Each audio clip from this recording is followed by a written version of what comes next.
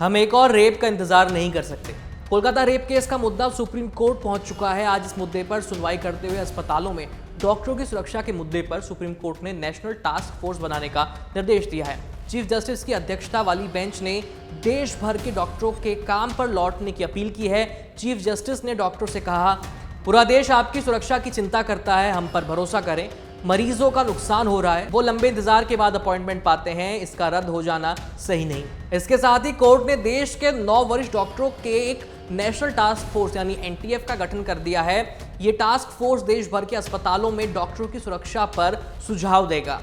National task force 3 हफ्ते में अपनी अंतरिम रिपोर्ट देगा और अगले 2 महीने में उसे अंतिम रिपोर्ट भी देनी होगी। टास्क फोर्स के सदस्य कौन कौन हैं, अब इस पर एक बार नजर डाल लेते हैं। सर्जन वाइस एडमिरल आरती सरीन, वो नेवी मेडिकल सर्विसेज की महानिदेशक हैं। डॉक्टर डी नागेश्वर रेड्डी, जो कि अध्यक्ष हैं एशियन गैस्ट्रोलॉजी इंस्टीट्यूट हैदराबाद के। डॉक्टर एम श्रीनिवास, निदेशक हैं एम्स दिल्ली के। डॉक्टर प्रतिमा मूर्ति, निदेशक हैं NIMHANS बेंगलुरु की। डॉक्टर गोवर्धन दत्तपुरी, ये कार्यकारी निदेशक हैं एम्स जोधपुर के। डॉक्टर सौमित्र रावत, चेयरपर्सन है इंस्टीट्यूट ऑफ सर्जिकल गैस्ट्रोएंट्रोलॉजी के।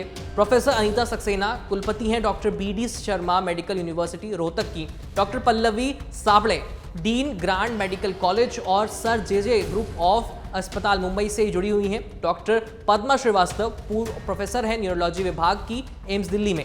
इसके अलावा कैबिनेट सचिव, केंद्रीय गृह सचिव, स्वास्थ्य और परिवार कल्याण सचिव, राष्ट्रीय मेडिकल आयोग के अध्यक्ष और राष्ट्रीय परीक्षा बोर्ड के अध्यक्ष भी इस टास्क फोर्स का हिस्सा रहेंगे।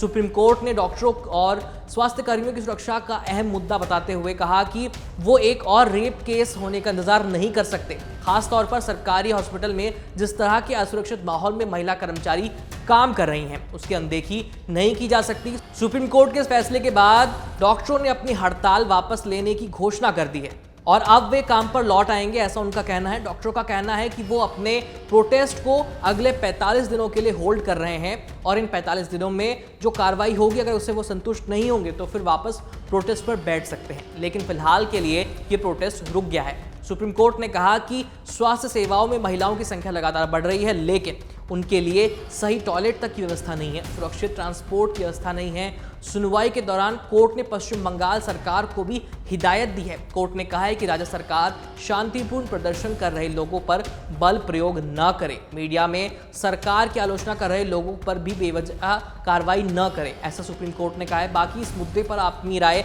हमें कमेंट करके जरूर बताइए और देखते रहिए ABP लाइव। मेरा नाम है आयुष, धन्यवाद। For exclusive and insightful videos, subscribe to our new channel ABP Live Premium.